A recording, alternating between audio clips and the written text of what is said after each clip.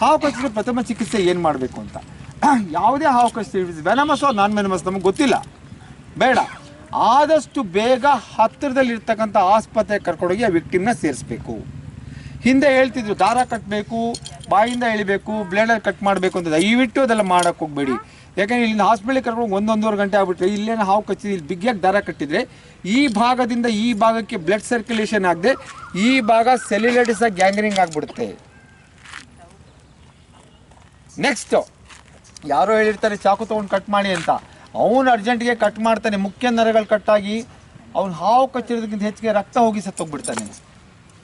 ಆಮೇಲೆ ಫಿಲಮ್ಗಳಲ್ಲಿ ನೋಡಿರ್ತಾರೆ, ಹೀರೋ ಕಚ್ಚಿ ಹೀರೋಯಿನ್ ಬಾಯಿ ತೆಗೆದಿರ್ತಾಳೆ, ಹೀರೋಯಿನ್ ಕಚ್ಚಿ ಹೀರೋ ಬಾಯಿ ತೆಗೆದಿರ್ತಾನೆ. ನಾವು ಅದೇ ಥರ ತೆಗಿಯೋಕೆ ಹೋಗ್ಬಿಟ್ರೆ ಒಳಗಡೆ ಅಲ್ಸರ್ ಇರುತ್ತೆ, ಹುಣ್ಣಿರುತ್ತೆ, ಗಾಯ ಇರುತ್ತೆ, ಅದು ಎಫೆಕ್ಟ್ ಆಗುತ್ತೆ. ಬೇಡ, ಇದೇನು ಮಾಡೋದು ಬೇಡ. ಆ್ಯಸ್ ಸೂನ್ ಆ್ಯಸ್ ಪಾಸಿಬಲ್ ಅವ್ನಿಗೆ ಧೈರ್ಯ ಹೇಳ್ಕೊಂಡು ನಿಂಗೇನು ಆಗಲ್ಲ, ನಿನ್ನ ಹಾಸ್ಪಿಟ್ಲಿಗೆ ಸೇರಿಸ್ತಾ ಇದ್ದೀನಿ, ನೀ ಬದುಕ್ತೀಯ ಅಂತ ಹೇಳಿದಾಗ ಅವನು ಆದಷ್ಟು ಬೇಗ ಹಾಸ್ಪಿಟ್ಲಿಗೆ ಕರ್ಕೊಂಡೋಗಿ ಸೇರಿಸಿದ್ರೆ ಖಂಡಿತವಾಗ್ಲೂ ಆ ವ್ಯಕ್ತಿನ ಉಳಿಸ್ಕೋಬೋದು.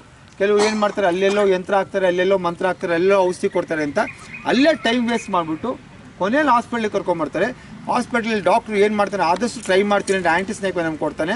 ಅಪ್ಪಿ ತಪ್ಪಿ ಅವ್ನು ಸತ್ತೋದ್ರೆ ಊರವರೆಲ್ಲ ಸೇರಿಕೊಂಡು ವೈದ್ಯರ ನಿರ್ಲಕ್ಷ್ಯದಿಂದ ಹಾವು ಕಡಿದ ವ್ಯಕ್ತಿ ಸಾವು ಅಂತ ಫಸ್ಟ್ ಇವ್ರ ಪ್ರಾಬ್ಲಮೇ ಹೇಳಿರೋದು.